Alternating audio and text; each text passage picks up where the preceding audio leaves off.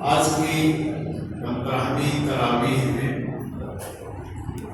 سورہ بنی اسرائیل اور سورہ کہف کی تلاوت کی ہے۔ اللہ سبحانہ و تعالیٰ سے دعا ہے کہ ہماری اور آپ کی عبادتوں کو شرف قبولیت سے نوازے۔ سورہ بنی اسرائیل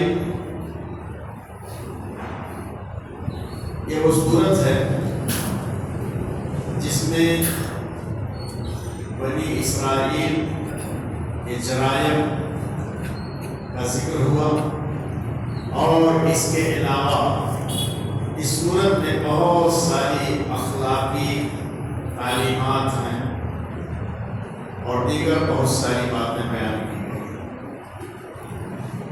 اس وقت اسرائیل کا ذکر ہر خاص و عام کی زبان پر ہے۔ اسرائیل اسرائیل اسرائیل، تو یہ اسرائیل ہے کیا چیز؟ اسی پر میں کچھ روشنی ڈالنا چاہتا ہوں۔ پہلی بات تو یہ عرض کر دوں کہ یہ نام ہی غلط ہے۔ اس کی وجہ یہ ہے کہ اسرائیل تو حضرت یعقوب علیہ السلام کا نام تھا۔ حضرت یعقوب علیہ السلام کا ایک دوسرا نام اسرائیل تھا، تو انہی کی آل اولاد کو اسرائیل کہا جاتا ہے۔ بنی اسرائیل انہی کو کہا گیا ہے۔ اب یہ صہیونیوں نے جو سازش کر کے اور مکاری کے ذریعے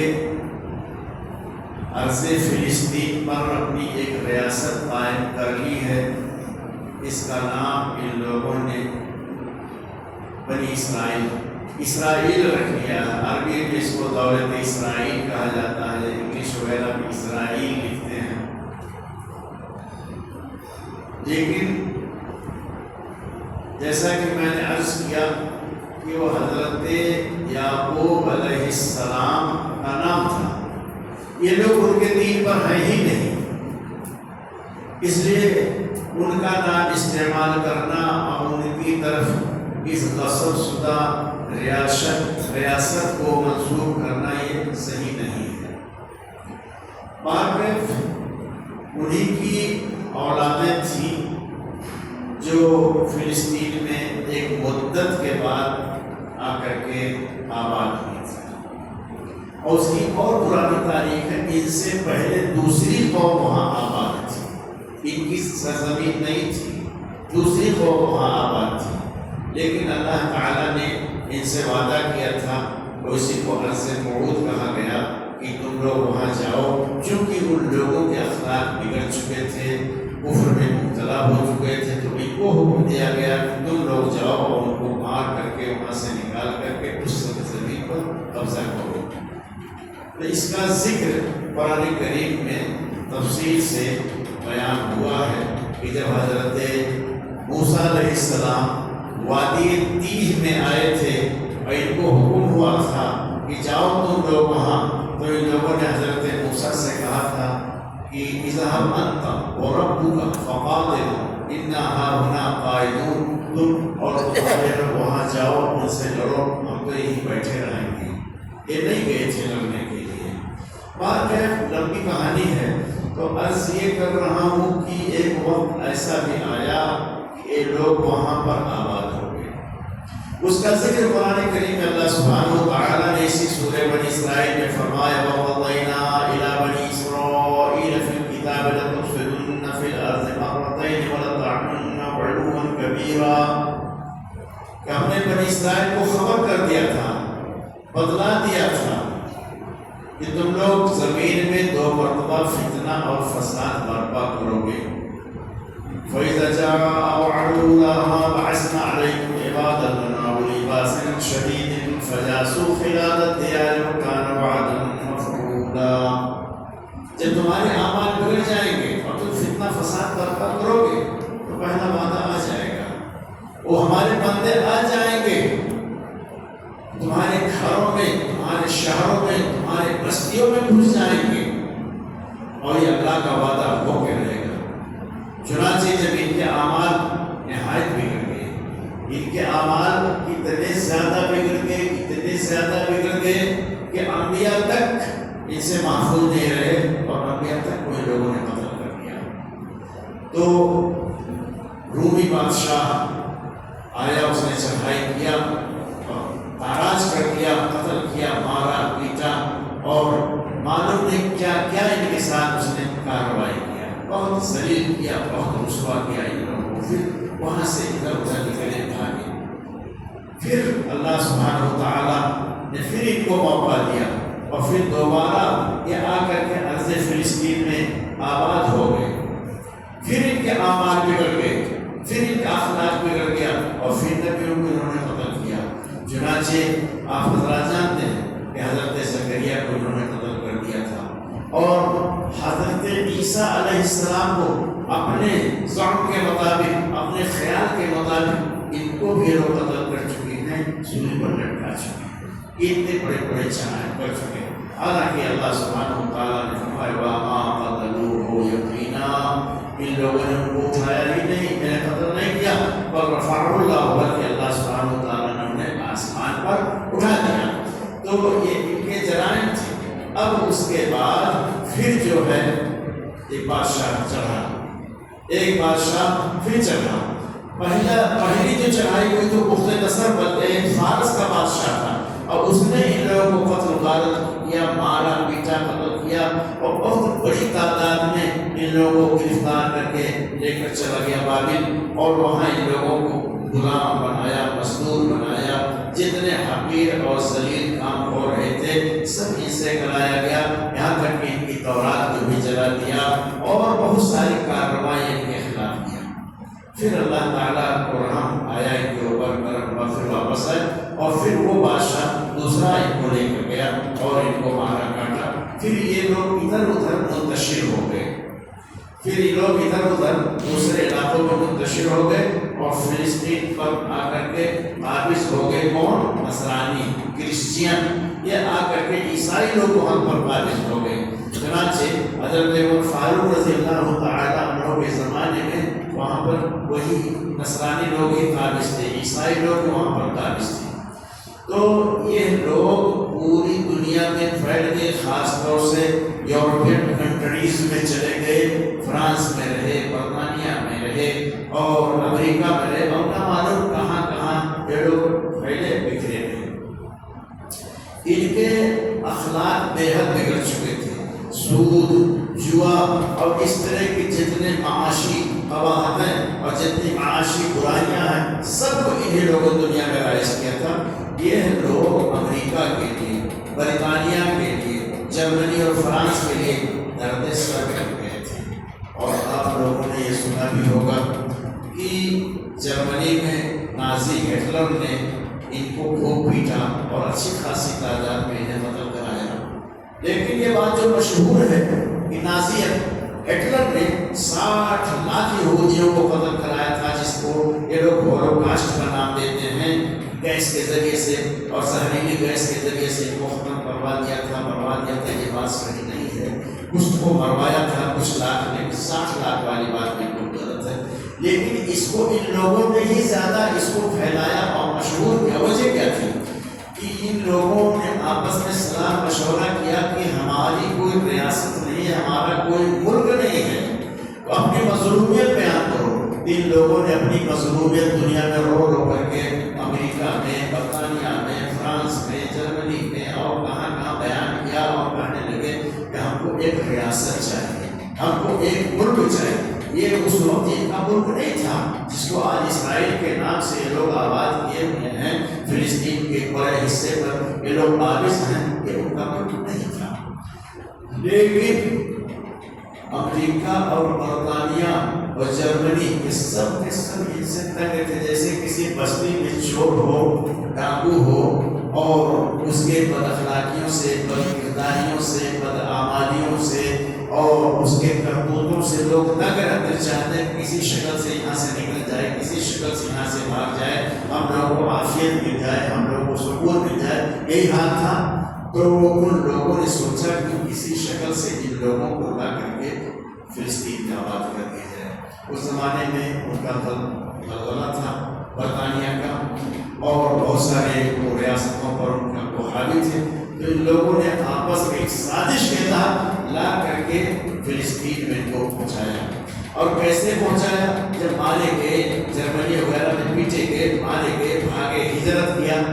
ہجرت کا لفظ تو خیر ان کے لیے صحیح نہیں ہے، لیکن جلا وطن کہیے، جلا وطن جب یہ ہوئے تو یہاں کے مسلمانوں کو رحم آیا، اور ان لوگ دھیرے دھیرے آتے گئے، قافلہ در قافلہ، قافلہ در قافلہ آتے گئے، جگہ دیتے گئے، بساتے گئے۔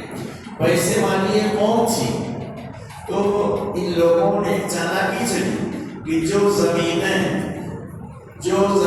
10,000 کی بھی نہیں تھی، اس کو انہوں نے 50,000 میں 1 لاکھ میں خریدا۔ یہ مثال کی بات کہہ رہا ہوں۔ اس نے کسانوں نے دیکھا کہ تو بہت اچھا موقع ہے، اتنی مالیت ہم کو مل رہی، اتنا پیسہ مل رہا ہے، ان کے ہاتھ لاؤ بیچ میں اور دوسرے علاقے میں چلے جائیں۔ تو ان لوگوں کی جو پسندیدہ زمینیں تھیں ان کو بڑی بڑی مالیت پر ان لوگوں نے خریدا، اور خرید کر کے وہاں دھیرے دھیرے آباد ہوتے چلے گئے۔ بہت بڑی تعداد کی ہو گئی۔